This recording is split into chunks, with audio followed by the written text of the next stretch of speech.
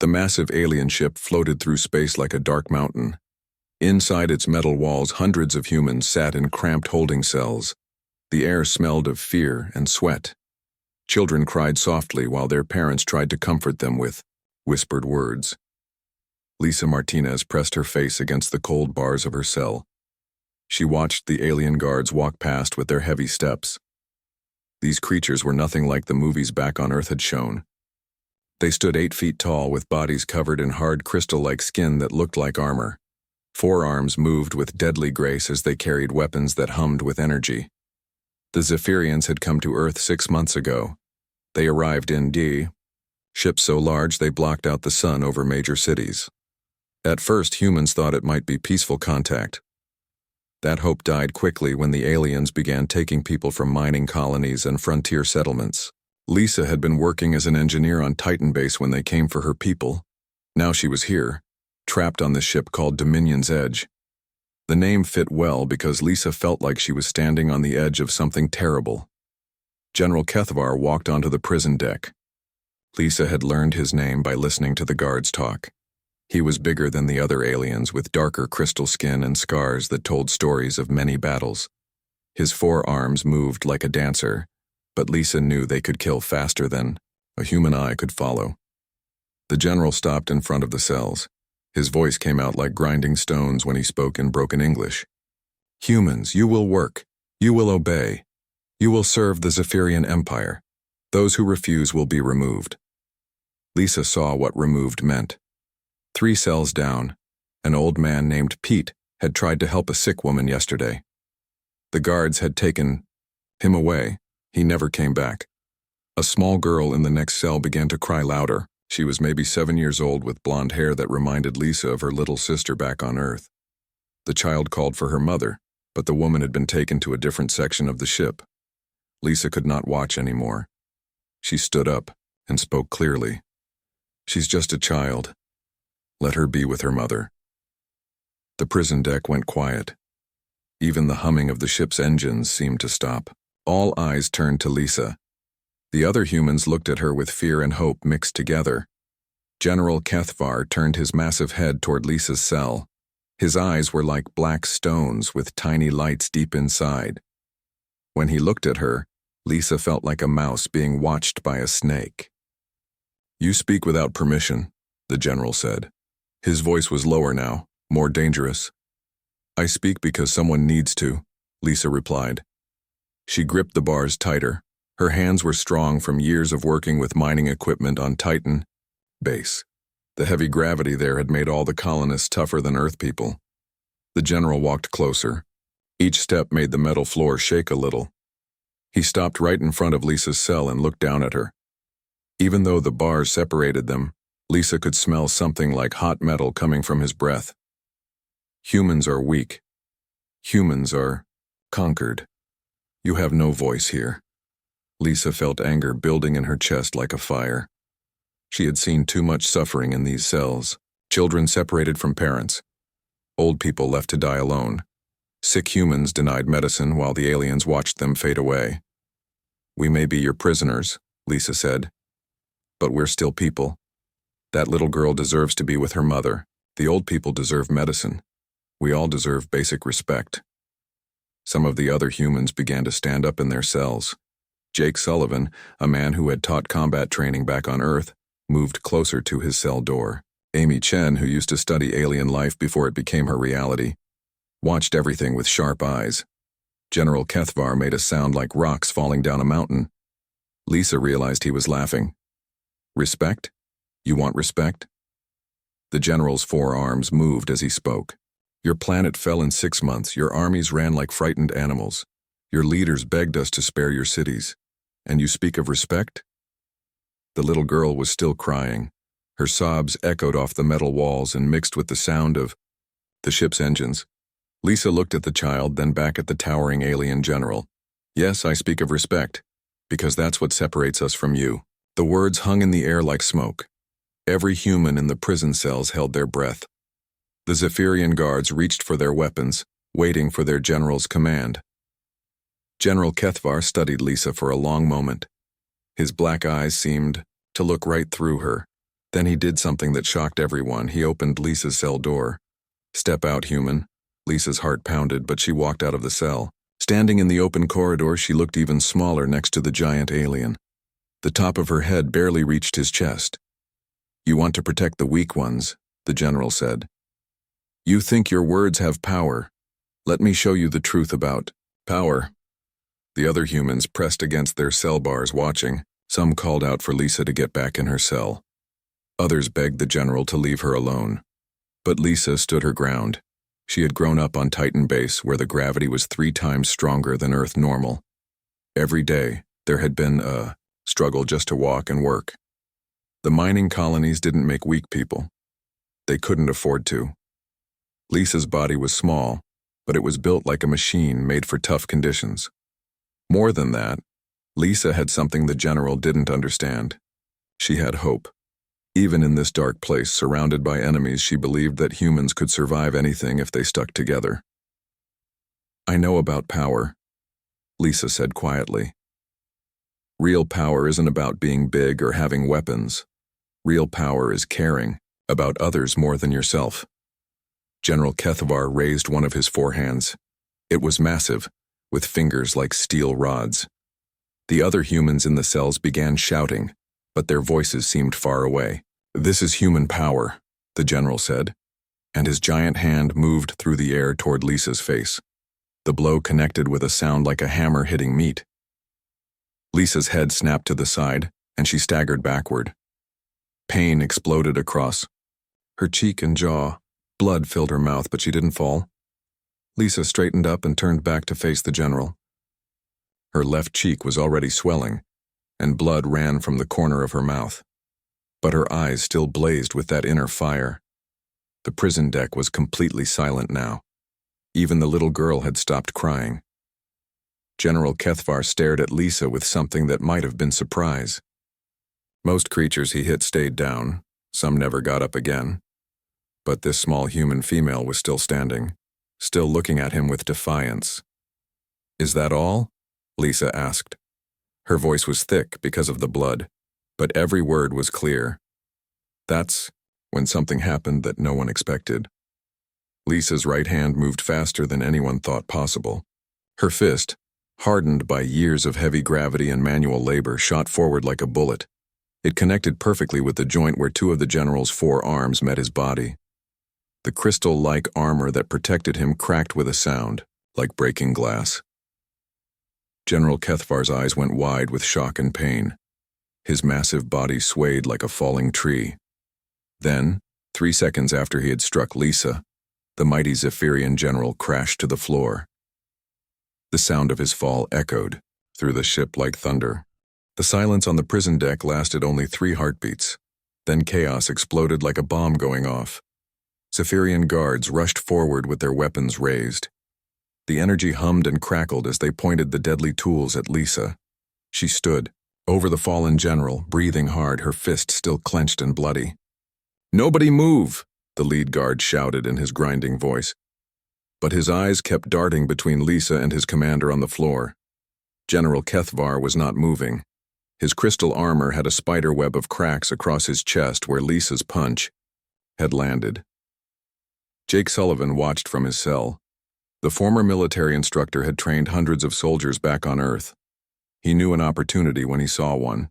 While the guards focused on Lisa, Jake quietly tested his cell door. The general had left it unlocked when he opened Lisa's cage. Amy Chen was thinking fast too. She had studied alien biology before the invasion. During her time on this ship, she had been watching the Zephyrians carefully. She noticed things others missed, like how they breathed through small slits in their necks, like how their armor was strongest in front but weaker at the joints, like how they panicked when their hierarchy was broken. "Get back in your cell, human," the lead guard yelled at Lisa. Lisa looked down at General Kethvar. The massive alien was starting to move, making low groaning sounds. His 4 arms moved slowly as he tried to push himself up from the metal floor. "No," Lisa said simply. The word hit the guards like a physical blow. In all their conquests across 17 star systems, no captured creature had ever said no after a display of force. Species surrendered when their leaders fell. It was the natural order of things. But humans were not like other species. The little, blonde girl who had been crying stopped her tears. She looked at Lisa with wide eyes full of wonder. Here was a grown-up who fought back. Here was someone who protected others even when it was dangerous. "Lisa," Jake Sullivan called softly from his cell. When she looked at him, he held up his hand. 3 fingers, 2 fingers, 1 finger. Lisa understood. She had worked with teams all her life in the mining colonies. Team signals were the same, everywhere. When Jake's hand closed into a fist, everything happened at once. Jake slammed his cell door open. It crashed into the nearest guard, sending the alien stumbling backward.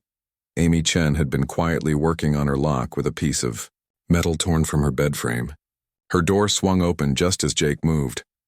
The other humans saw their chance. Cell doors that had been locked for months suddenly burst open as people worked together. Some prisoners had been secretly sharing tools and knowledge. Others had been studying the guard patterns. They had been preparing for this moment without even knowing it. The lead guard spun around, confused by the sudden chaos. These were supposed to be broken prisoners. They should have been cowering in fear after seeing their fellow humans struck down. Instead, they were moving with purpose and coordination.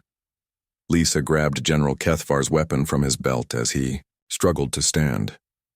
The energy gun was heavy and warm in her hands. She had never used alien technology before, but desperation made her learn fast. "Stay down," she told the general. He looked up at her with shock and rage burning in his dark eyes. Jake Sullivan moved like the soldier he used to be. He tackled one guard and grabbed the alien's weapon. His military training came flooding back even after months of imprisonment. Roll, grab, aim, fire. The movements were automatic. Amy Chen was helping other prisoners out of their cells. She spoke quickly to each person, giving them simple jobs. "You help the children. You watch that corridor. You find the sick people." Her scientific mind turned the chaos into organized action. The little blonde girl ran to Lisa and hugged her leg. "You're like a superhero," the child whispered. Lisa looked down at the girl and felt something powerful surge through her chest. This was why humans fought. Not for glory or conquest like the aliens. They fought for each other. They fought for children who deserved to grow up safe. They fought for old people who had earned their rest. They fought because someone had to. General Kethvar finally managed to sit up. His breathing was rough and painful. The cracks in his armor leaked some kind of fluid that glowed faintly blue. "Impossible," he gasped. "You are defeated. You are conquered. This cannot happen." "You don't understand us at all," Lisa said. She kept the alien weapon pointed at him but helped the little girl move to safety behind her. "You think breaking our bodies breaks our spirits. You think fear makes us weak." More prisoners were joining the fight now. Pete Miller, a mechanic, who had fixed mining equipment for 20 years, was taking apart alien devices with tools he made from scraps. Carol Wright, a teacher who had educated children on frontier worlds, was organizing the rescued prisoners into groups. The Zephyrian guards were learning something terrible. Humans who fought for survival were dangerous, but humans who fought to protect others were unstoppable. One guard raised his weapon toward the group of children. Jake Sullivan appeared beside him like a ghost.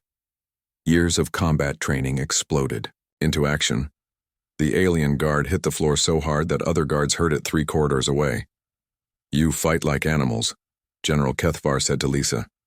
His voice was weak but still full of anger. "No," Amy Chen said as she approached them. She had been listening to the conversation while helping wounded prisoners. "Animals fight for territory or food. We fight for love." The words seemed to hit the general harder than Lisa's punch had. Love was not something the Zephyrian Empire understood. They conquered through fear and strength. Love was weakness in their minds. But they were seeing that human love made people stronger, not weaker. Alarms began blaring throughout the ship. Red lights flashed as the ship's computer systems detected the uprising. But the humans had planned for this too. During their months of captivity, they had been watching and learning. Danny Rodriguez, who used to work with communication systems, had been studying the alien computer networks. Now he led a small group toward the ship's control center. If we can reach the main computer, we can contact other ships, maybe even Earth. Lisa realized this was bigger than just escaping from prison. This was the moment when humanity showed the galaxy who they really were. Every human on this ship represented millions of others back on Earth and the colonies. People who were waiting for hope. People who needed to know that surrender was not the only choice. General Kethvar tried to stand again. This time Lisa led him, but she kept the weapon ready. The massive alien swayed on his feet, one hand pressed against his cracked armor. "Why?" he asked. "Why do you not submit? We are stronger. We have better weapons. We control this ship." Lisa looked around the prison deck.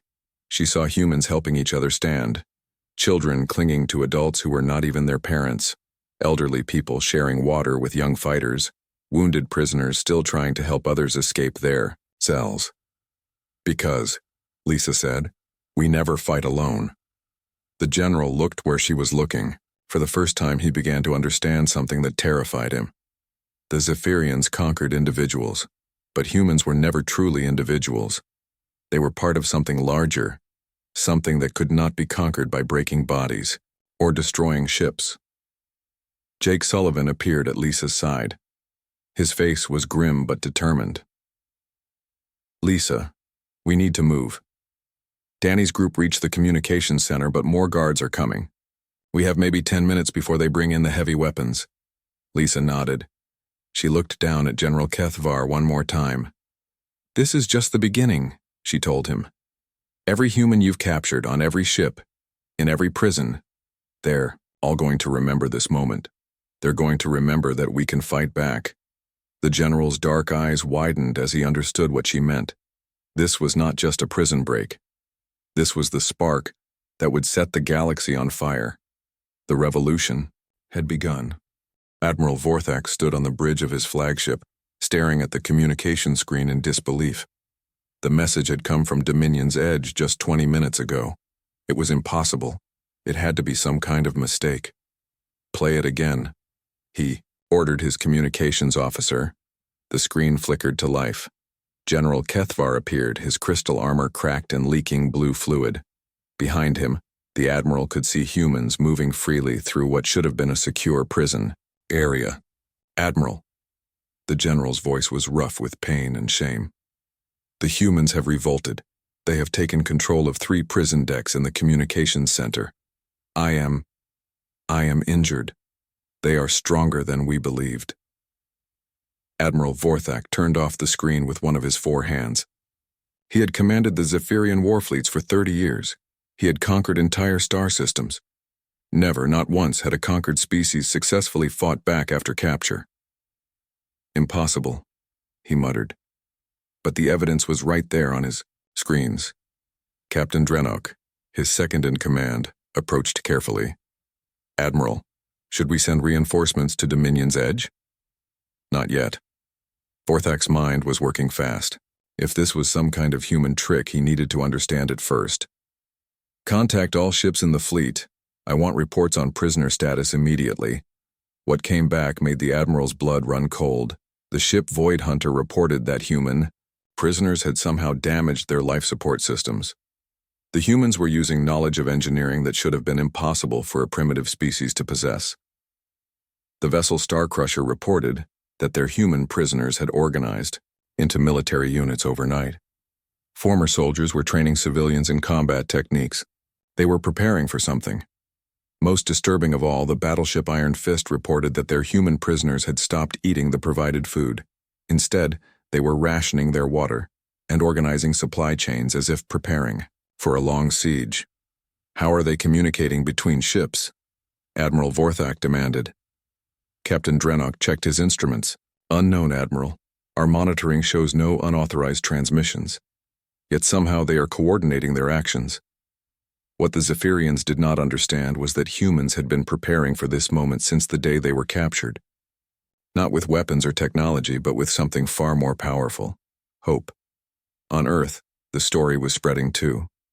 In the underground tunnels beneath New York City, Resistance fighter Tim Rodriguez picked up a faint signal on his hidden radio. His heart nearly stopped when he heard the message. It was in code transmitted from somewhere in space, but he understood it perfectly. The cage door is open. The bird is flying. Tell everyone. Tim's hands shook as he switched to the resistance frequency. Within minutes, the message was racing across the planet through hidden networks that the aliens had never discovered. In London, Grandmother Rose Jackson received the signal while baking bread for her hidden resistance cell. She smiled and began adding extra ingredients to her recipe. The bread would feed twice as many people tonight. They would need their strength. In Tokyo, teenager Danny Peterson was working in his basement workshop when the message came through. He had been building small explosive devices from scraps for months. Now he knew it was time to use them. Across Earth, in cities and farms and hidden bunkers, humans began to move. They had been waiting for the signal for 6 months. The resistance had never died. It had just been sleeping, growing stronger in the dark. Dr. Kate Williams sat in her laboratory, deep underground in the Rocky Mountains. She was one of Earth's top quantum physicists, and she had been working on something special since the invasion began. When Tim Rodriguez's message reached her, she smiled for the first time in months. "Computer, activate Project Homecoming," she said. High above Earth, in orbit, hidden satellites began to wake up.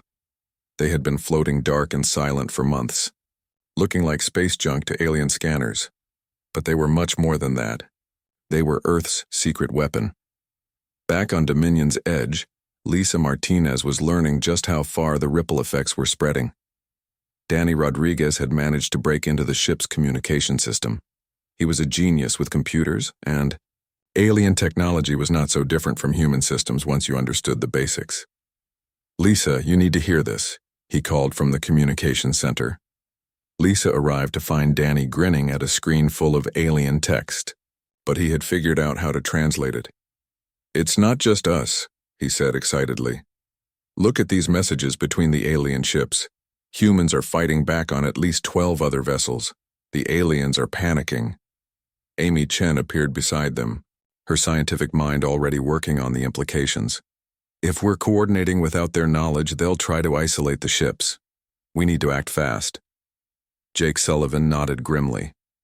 "Every minute we wait, they bring in more reinforcements. We need to take control of this ship completely." Lisa looked around the communications center. It was full of humans now, working together with tools they had never seen before. A mechanic from Mars was helping a teacher from Earth operate alien computers.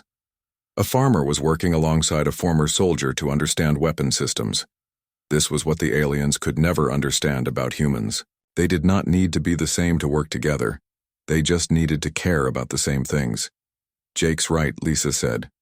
"But we're not just fighting for this ship anymore. We're fighting for everyone." She turned to Danny. "Can you contact Earth?" Danny's fingers danced over the alien controls. "Maybe.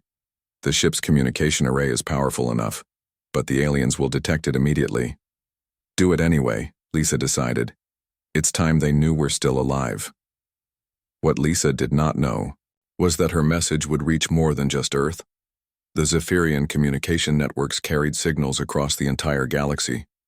Every alien species would hear what she was about to say. Danny worked for 10 minutes, his face tight with concentration. Finally, he looked up. "Ready. You're broadcasting to the entire sector." Lisa took a deep breath. Behind her, the other, humans gathered. Children and grandparents, soldiers and teachers, engineers and farmers. They were all part of this moment.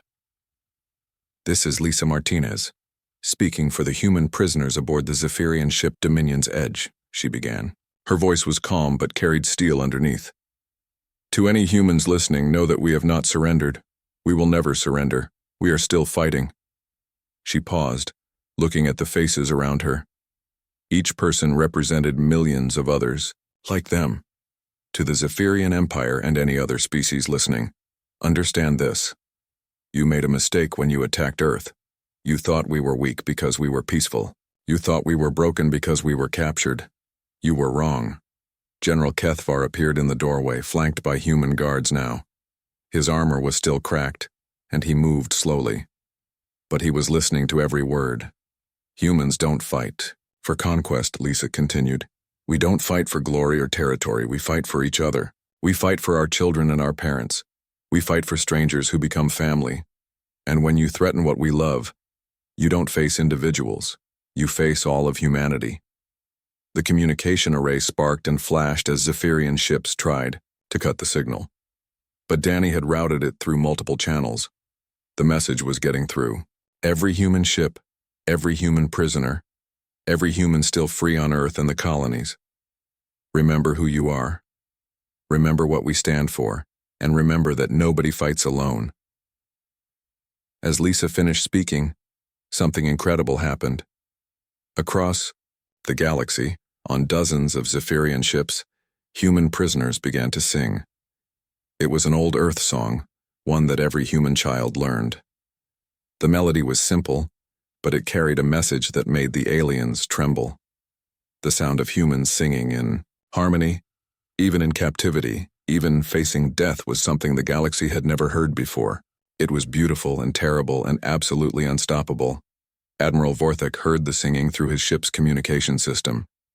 For the first time in his military career, the proud Zephyrian commander felt something he had never experienced before: fear. General Kethavar sat in what used to be his own command chair, but now he was the prisoner. His crystal armor was patched with human-made repairs that looked rough but worked perfectly. Lisa Martinez stood beside him, no longer the scared captive. From the prison cells, "I need to understand," the general said, his voice quieter than before. "Your species should be broken. We have conquered your worlds. We have taken your people. Yet you fight harder now than when you were free." Lisa looked out the main window of the ship's bridge. Stars stretched endlessly in all directions, but she knew that somewhere among them was Earth, home, the place where billions of humans were probably fighting right now. "That's because you don't understand what makes us human," she replied. "When we were free, we were individuals living our own lives. But when you threatened our families, our children, our future, you made us into something else." Amy Chen was working at a control station nearby. She had been studying the alien computer systems for hours, learning how they worked. Her scientific mind was fascinated by the technology, but her human heart was focused on using it to help her people. "General," Amy said without looking up from her work, "can you tell me why your people fight?" Kethavar seemed surprised by the question. "We fight for the glory of the Empire, for conquest, for the right to rule over weaker species." "And what happens when you lose a battle?" The general was quiet for a moment. "The defeated accept their fate. They serve the victors. It is the natural order." Amy finally turned to look at him. "That's the difference between us. When humans lose a battle, we start planning the next one." Jake Sullivan appeared on the bridge, his face grim but determined. "Lisa, we have a problem. Admiral Vorthak's fleet is moving to surround us. 20 ships, all armed with enough firepower to turn this vessel into space dust." Lisa felt her heart sink, but she did not let it show on her face. Around the bridge, other humans looked worried but not defeated. They had come too far to give up now. "How long do we have?" she asked. "Maybe 2 hours before they're in position," Jake replied. "But Lisa, there's something else. Danny's been monitoring their communications. The Admiral is planning something called a final cleansing. If we don't surrender, they're going to destroy every human prisoner on every ship." The bridge went silent. Outside, the stars continued their eternal dance, unaware of the drama playing out in the darkness between them. General Kethavar looked genuinely puzzled. "You cannot win against 20 ships. You have no choice but to surrender." "There's always a choice," Lisa said firmly. She turned to Amy. "What do you need to take complete control of this ship?" Amy's eyes lit up with understanding. "Give me 30 minutes with the main computer core. I think I can lock out all Zephyrian access codes. Jake, can you get our people ready for a real fight?" Jake nodded. "We've been training them with captured weapons. They're not soldiers, but they're motivated. Sometimes that's enough." Lisa walked to the main communication console. "Danny, can you reach Earth again?" Danny Rodriguez looked up from his workstation. The aliens are jamming most frequencies now, but I think I can punch through for a few minutes. Do it. As Danny worked, Lisa thought about everything that had brought them to this moment. 6 months ago, she had been a simple engineer fixing mining equipment on Titan Base. Now she was commanding a captured alien warship, planning to fight an entire fleet. But she was not alone. None of them were alone. That was the secret the aliens could never understand. The communication system crackled to life. Through the static, a familiar voice came through. "This is Dr. Kate Williams, Project Homecoming." "Lisa, is that you?" Lisa's eyes filled with tears. Dr. Williams had been her professor at the university before Lisa went to work in the colonies.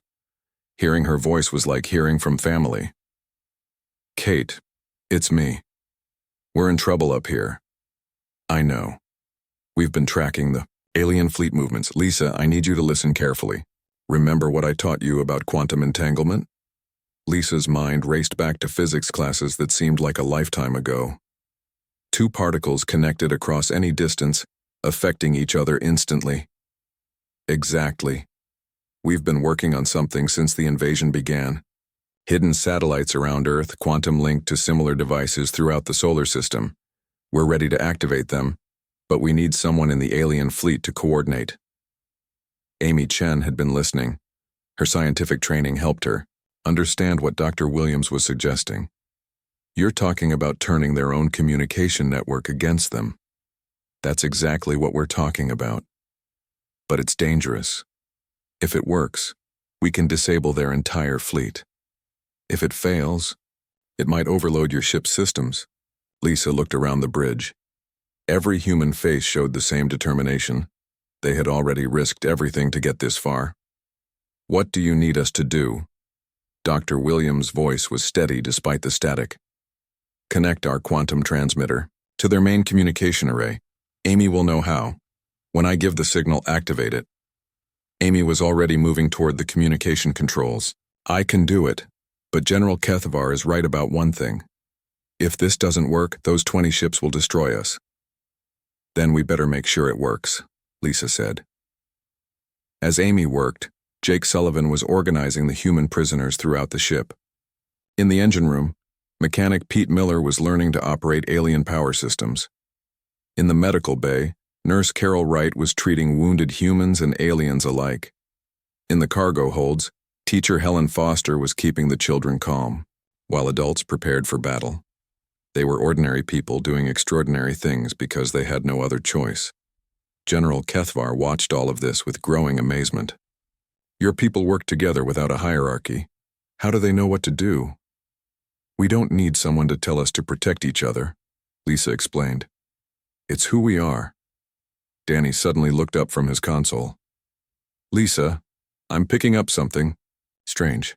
The alien fleet is receiving new orders, but they're not coming from Admiral Vorthak." "What kind of orders?" "They're being told to retreat." "No, that's not right. They're being told to regroup at a safe distance."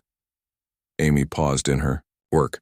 "That doesn't make sense. They have us outnumbered 20-1. Jake Sullivan appeared with a grim smile. "Unless they're getting new information about what they're facing." Lisa turned to the main viewer.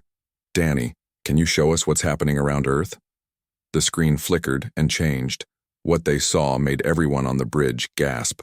Earth was surrounded by thousands of small ships. They were human vessels, hastily built but armed with weapons that glowed with the same energy as alien technology. More ships were launching every minute from hidden bases on the Moon, Mars, and the asteroid belt. "How is this possible?" General Kethvar whispered. Dr. Williams' voice came through the communication system again.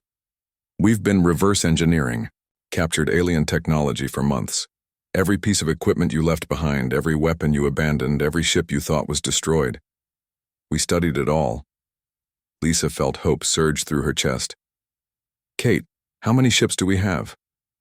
"Enough. And Lisa, they're not just human ships. We've been contacted by 3 other species that the Zephyrians have attacked. They want to help us fight back."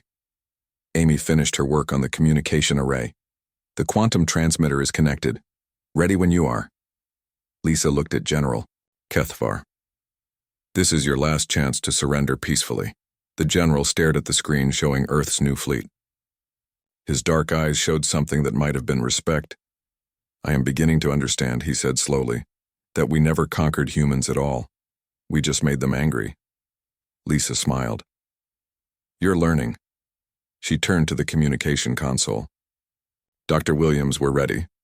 Activating quantum transmission in 3, 2, 1. The ship's lights flickered. Energy coursed through systems that had never been designed for human modifications, and across the galaxy, every Zephyrian ship suddenly found their weapons and engines shutting down. The tide had turned. Admiral Vorthak stared at his command screens in horror. One by one, every ship in his fleet was going dark.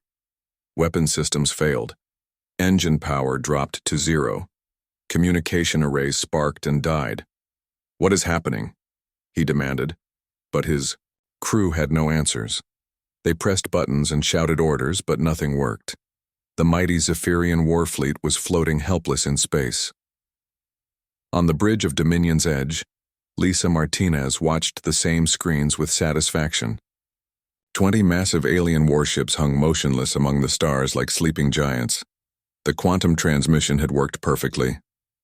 Danny, can you contact the Admiral's ship? She asked. Danny Rodriguez nodded and opened a communication channel.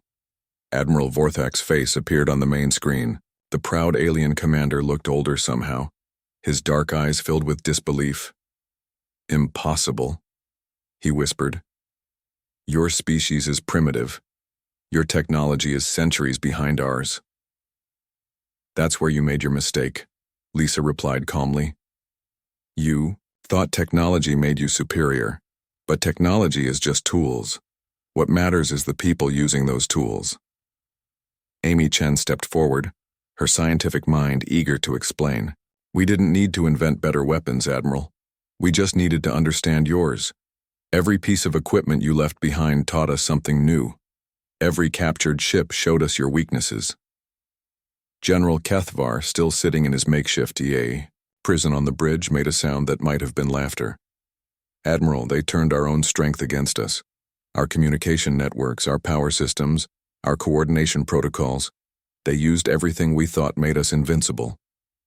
Jake, Sullivan was monitoring reports from across the fleet. Lisa, we're getting surrender signals from 18 ships. The humans on board have taken control. What about the other 2? Still fighting, but their crews are outnumbered 3 to 1 by human prisoners. Lisa turned back to Admiral Vorthak. You have a choice, Admiral. Surrender now and we'll treat your people with respect. Keep fighting and face the consequences. The alien commander's face twisted with rage. You dare threaten me? Even if you control this fleet, you are still just prisoners. You have nowhere to go. That's when the space around them filled with light. Hundreds of human ships appeared from behind asteroids and dead moons where they had been hiding. They were smaller than the Zephyrian vessels but moved with deadly grace. More importantly, they were not alone. Mixed in with the human fleet were ships of 3 other species. The Cathani, who looked like giant spiders made of silver metal. The Vorn, whose ships resembled living coral.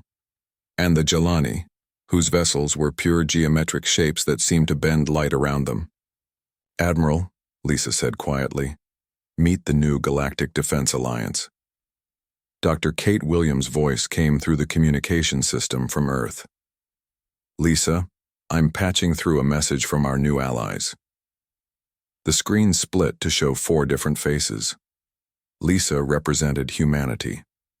Beside her appeared the spider-like features of a Cathani commander, the flowing form of a Vorn leader, and the crystalline face of a Jelani representative. The Cathani spoke first, their voice like wind chimes.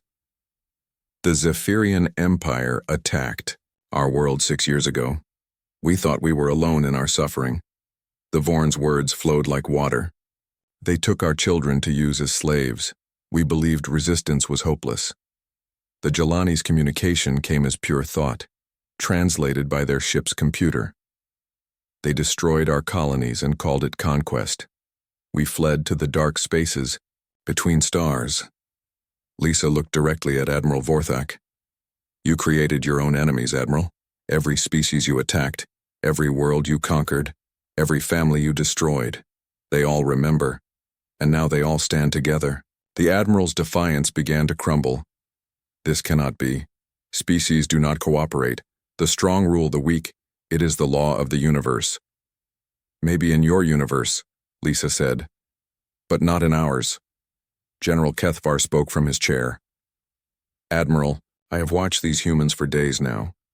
They do not fight like us, they do not think like us. When we strike one, they all feel pain. When we threaten their young, they all become dangerous. They are not individuals pretending to be a group. They are truly connected. Amy Chen had been working at her console throughout the conversation. Now she looked up with excitement. Lisa, I've been analyzing the Zephyrian database. Their empire spans 47 star systems, but they rule through fear alone. No cooperation between species, no shared resources, no mutual defense. What does that mean? Jake Sullivan asked. It means their empire is actually very fragile. Take away their military superiority and the whole thing falls apart. As if to prove her point, new signals began reaching the fleet. Reports from across Zephyrian space told the same story. Species that had been conquered were rising up. Planets that had submitted were declaring independence. The empire was collapsing from within. Admiral Vorthak's face showed growing panic. You do not understand what you have done. Without the Empire's control, these systems will fall into chaos. War will consume the galaxy. No, Lisa said firmly. There will be peace. But it will be peace based on cooperation, not fear. The Cathani, Commander's voice chimed in agreement. The Alliance offers protection to any world that desires freedom. The Vorn leader added, we will share our knowledge and resources with all who seek to build rather than destroy. The Jelani representatives' translated thoughts were simple but powerful. Together we are stronger than any empire. Lisa stood up and walked closer to the main screen. Admiral, your war is over. You can be part of the solution or you can be left behind by history. For a long moment, Admiral Vorthak said nothing. Around him, his bridge crew looked uncertain. They had never seen their commander appear weak or confused. Finally, the Admiral spoke. What do you want from us? Help us contact every Zephyrian ship and base, Lisa replied. Tell them the war is over. Tell them they can choose to join the Alliance or return to their homeworlds peacefully. And if I refuse? Lisa's voice remained calm, but carried steel underneath. Then we'll do it without you. But Admiral, your people deserve better than endless war. They deserve the chance to be part of something greater. General Kethvar stood up slowly from his chair. His crystal armor was still cracked, but he moved with dignity. Admiral, I have seen what cooperation can accomplish. These humans turned a prison ship into a flagship. They turned enemies into allies. Perhaps it is time for our people to learn new ways. The bridge of Dominion's edge fell silent except for the hum of the ship's systems. Everyone waited for Admiral Vorthak's decision. Finally, the alien commander straightened his shoulders. I will send the message. Over the next hour, surrender signals came from across the galaxy. Zephyrian commanders, isolated and outnumbered, chose peace over destruction. Some fought to the end, but they were few. Lisa stood on the bridge as the last reports came in. The little blonde girl who had cried in the prison cells now stood beside her, no longer afraid.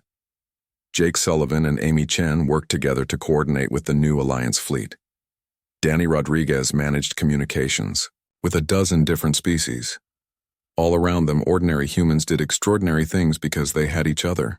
Lisa, Dr. Kate Williams called from Earth. The Galactic Council is requesting a meeting. They want to discuss membership for the Alliance. Lisa smiled. Tell them we'll be happy to talk, but make sure they understand one thing. What's that? The Alliance doesn't conquer. We don't force anyone to join us. We just offer friendship to anyone who wants it. General Kethvar approached her as the communication ended. You could rule the galaxy now. Your Alliance has the strongest fleet, the best technology, the most united worlds. That's exactly why we won't rule, Lisa replied. Power like that corrupts. We're here to protect, not to control. The general looked puzzled. I still do not fully understand your species. Lisa looked out at the stars, where human and alien ships flew together in formation. Maybe that's okay. Understanding takes time, but respect and friendship can start right now. As Dominion's edge turned toward Earth, carrying its mixed crew of humans and former enemies, Lisa thought about the future. There would be challenges ahead. Building peace was harder than winning wars, but for the first time since the invasion began, she felt real hope. Humanity had shown the galaxy that there was another way. Not through conquest or fear, but through the simple revolutionary idea that everyone deserved to be free. The revolution was complete. Now the real work could begin.